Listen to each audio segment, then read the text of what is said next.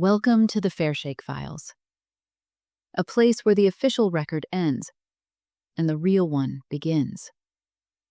Tonight, we open the first file in a story of power, fear, and frustration. A program that turned America's laws inside out. This is Chapter 1, The Frustrated State. The story of how the FBI's most infamous operation, COINTELPRO, was born not in the turmoil of the 1960s, but decades earlier, in a nation terrified of its own reflection. Every secret war begins with fear, and fear, once institutionalized, never truly ends. It just updates its paperwork. It was 1936. America was starving, jobless, inward-looking, factories silent, farms failing. Across the Atlantic, Hitler's armies were proving that speed and shock could conquer nations in weeks. To President Franklin D. Roosevelt, these victories weren't just military, they were psychological. Each collapse seemed helped along by traitors within, citizens whose loyalties lay elsewhere. They called them the Fifth Column. In New York, the German-American Bund marched with swastikas under an American flag. Roosevelt saw it and felt the floorboards creak. He summoned his young FBI director, a meticulous man with an iron part in his hair, J. Edgar Hoover. Roosevelt ruled through warmth and persuasion, Hoover through order and control. To Roosevelt, fear was a political problem to be soothed. To Hoover, it was a lever to be pulled. The president gave him a mission with no statute, no oversight, just a whisper. Find the enemy before it finds us. That whisper rewrote the Bureau's DNA. From that moment on, the FBI wasn't hunting criminals. It was hunting beliefs. And Hoover saw how fear could feed him. 5 years later, he delivered. In 1941, the FBI broke the Duquesne Spy Ring, 33 Nazi agents scattered across America. Ordinary citizens, a mechanic, a waiter, a restaurant owner. Their leader, Frederick Fritz Duquesne, fell after a 2-year sting built around one reluctant recruit turned double agent, William Siebold. 6 days before Pearl Harbor, all 33 were convicted. Hoover called it the greatest spy roundup in history. To the public, it proved America had enemies within. To Hoover, it proved something bigger. Fear was profitable.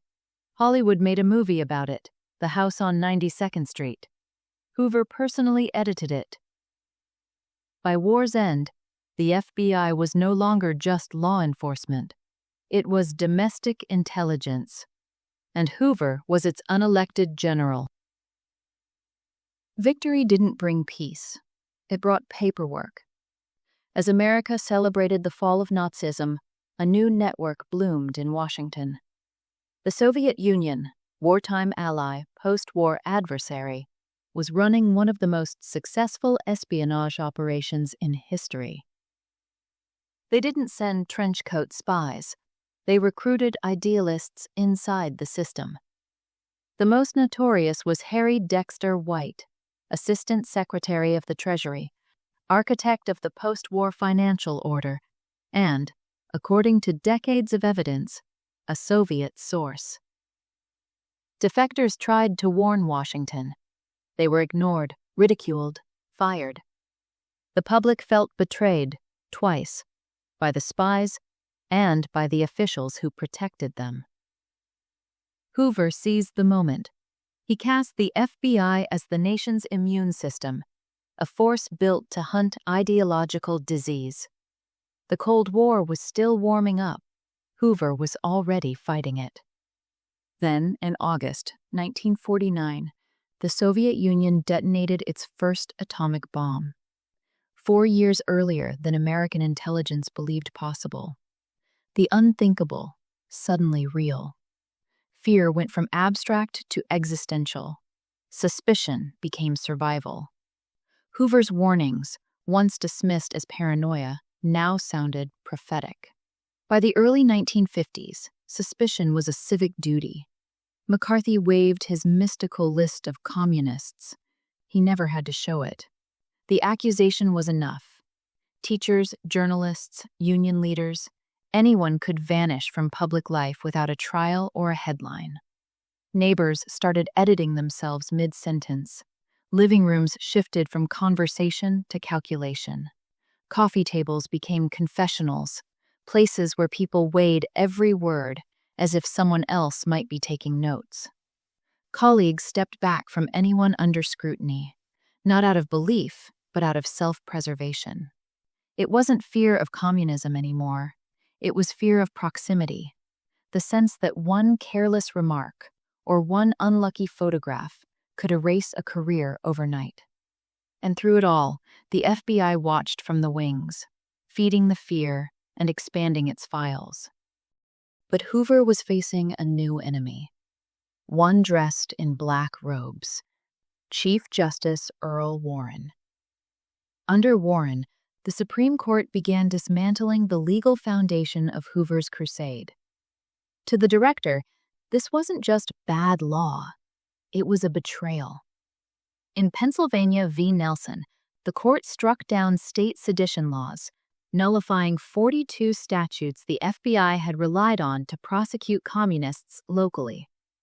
In Yates v. United States, on a day furious conservatives would brand Red Monday, the court ruled that advocating revolution was protected speech unless paired with direct action. It gutted the Smith Act and destroyed Hoover's ability to criminalize ideas. Then came Jenks v. United States, the knockout blow. The court declared that defendants had the right to see the FBI's reports from informants who testified against them. To most Americans, these cases were about civil liberties. To Hoover, they were the dismantling of his arsenal. Those files were his crown jewels, the identities and reports of the secret network he had built over 2 decades. Now he had a binary choice: expose his informants and destroy his machine, or drop the cases and watch his authority evaporate. To Hoover, the law was no longer a weapon, it was an obstacle. He believed the threat wasn't what people did, it was what they thought. And when the law refused to treat thought as a crime, and then demanded he reveal his sources, he made his choice. He would work outside the law. 1956. Hoover had been director for 30 years. Congress feared him, presidents indulged him, but now the courts had cornered him. That August, he dictated a memo, short, clinical, chilling, COINTELPRO. To expose, disrupt, misdirect, discredit, or otherwise neutralize the activities of the Communist Party of the United States. If the courts wouldn't let him prosecute his enemies, he would neutralize them covertly. Agents planted informants, broke into homes without warrants, forged letters, spread rumors, ruined reputations. Because the targets were communists, no one asked questions. It started small: anonymous calls, quiet firings, marriages pushed toward collapse. A postal clerk who attended a peace rally found his mail tampered with. A school teacher noticed she was being followed. A journalist's typewriter ribbon was swapped for a copy machine strip, capturing every keystroke. A database before databases existed. To Hoover, these were victories. To everyone else, coincidences too strange to prove. Then, the Cold War supercharged everything. COINTELPRO expanded to civil rights leaders, anti-war organizers, feminists, Native activists, and journalists. Each new file justified the next. By the end of the decade, the FBI had blurred the line between investigation and manipulation. Hoover called it national security. History calls it paranoia with a budget. The Nazis were real. The Soviets were real. Espionage was real.